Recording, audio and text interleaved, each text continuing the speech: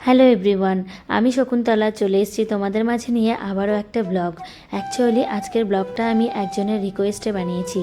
আমার এক প্রিয় দাদা, সাহেব দাদা, যিনি ইউটিউবে আমার ভিডিও দেখতেন, আমাকে সাবস্ক্রাইব করেছিলেন এবং তারপরে হঠাৎই একদিন উনি বললেন যে ওনার ছোটোবেলাটা কেটেছে চোপড়াতে।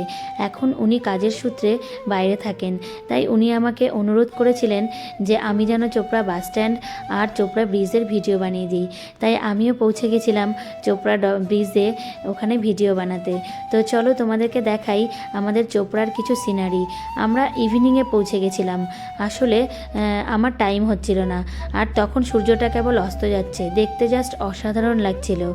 তো আমি আজকের এই ভিডিওটা বানিয়েছি আমার প্রিয় সাহেব দাদার জন্য, যিনি আমার ভিডিওগুলোর মাধ্যমে ওনার ছোটোবেলাকে ফিরে পান। আসলে ওনার কথাতে আমিও কিছুটা ইমোশনাল হয়ে পড়েছিলাম। আই অ্যাম এক্সট্রিমলি সরি দাদা, আমি একদম সময় পাচ্ছিলাম না, তাই আপনার ভিডিওটা বানাতে আমার এত দেরি হয়ে গেল।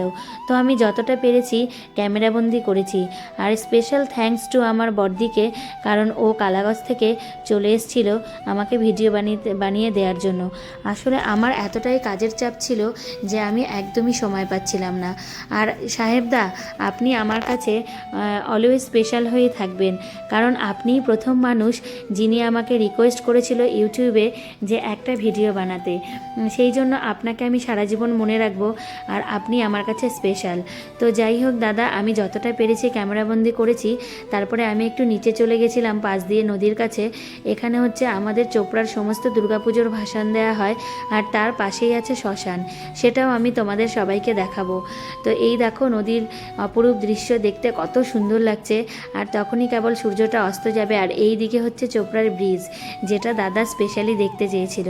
তো সত্যিই তাই, কেউ যদি ভিডিও দেখে ভালো লেগে থাকে তারপরে রিকোয়েস্ট করে যে আমার জন্য এই ভিডিওটা বানাবেন, একটা ব্লগারের কাছে সেটা অনেকটা বড় পাওয়া, যেমন ঠিক আমার কাছে ছিল। আর আমার কাছে তো এটা বড় পাওয়া অবশ্যই, কারণ আমাকে কেউ প্রথমবার রিকোয়েস্ট করেছে একটা ভিডিও বানাতে। আমি এখন একজন ছোট্ট ইউটিউবার। তো যাই হোক বন্ধুরা, তোমাদের যদি আমার এই ভিডিওটা ভালো লেগে থাকে তাহলে তোমরা প্লিজ আমার চ্যানেলটিকে সাবস্ক্রাইব করে দিও, আর আমার পাশে থেকেও আমাকে এগিয়ে যেতে সাহায্য করতে, কারণ তোমাদের সহযোগিতা ছাড়া আমি কিছুই করতে পারবো না।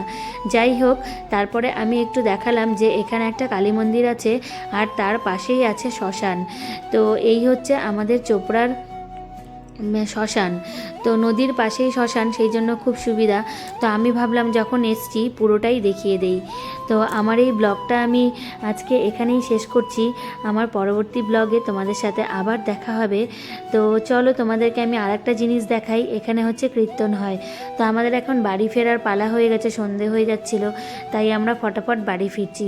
তো আমার এই ভিডিওটা তোমাদের কেমন লাগলো তোমরা প্লিজ কমেন্ট বক্সে জানাবা। আর অবশ্যই সাহেব দাদাকে রিকোয়েস্ট করব, আপনি প্লিজ কমেন্ট বক্সে জানাবেন যে আমার এই ভিডিওটা আপনার কেমন লাগলো। আজকে এখানেই শেষ করছি। Tata, bye bye.